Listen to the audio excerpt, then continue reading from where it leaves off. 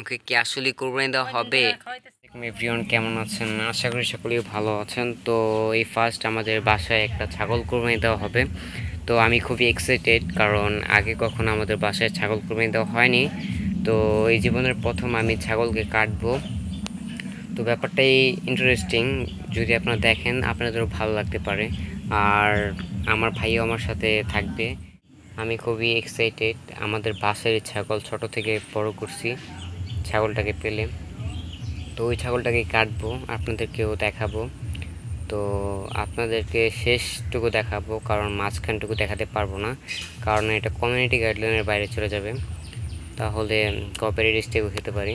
তো শুধু দেখাবো কয়েক কেজি মাংস হলো, এতটুকু বাস, দ্যাটস ইট।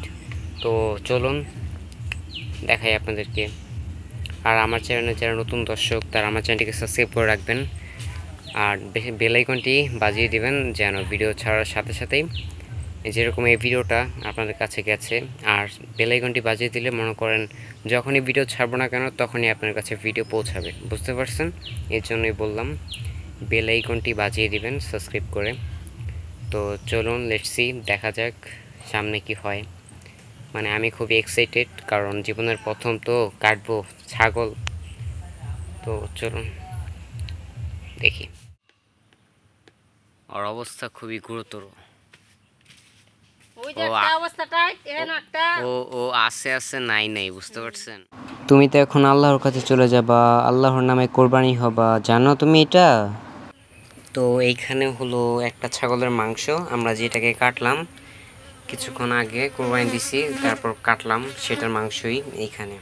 তো এখন মাপা হবে কয় কেজি হয় মাংস। ছাগলটা বেশি একটা মোটা তাজা ছিল না, শুকনাই ছিল। তো এখন দেখব, এই যে জেলি দেখুন, দেখছেন জেলি? তো এখন মাপবে, আমার আম্মু পাল্লা খুঁজতেছে।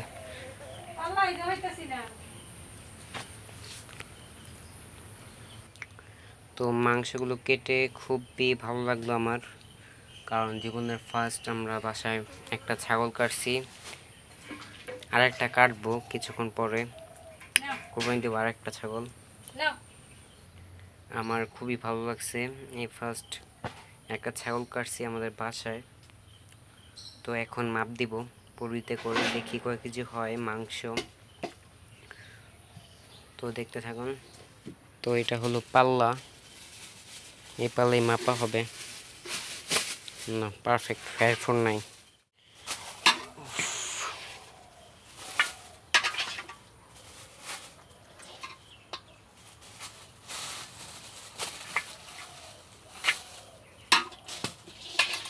দেখি এটা লাগবো।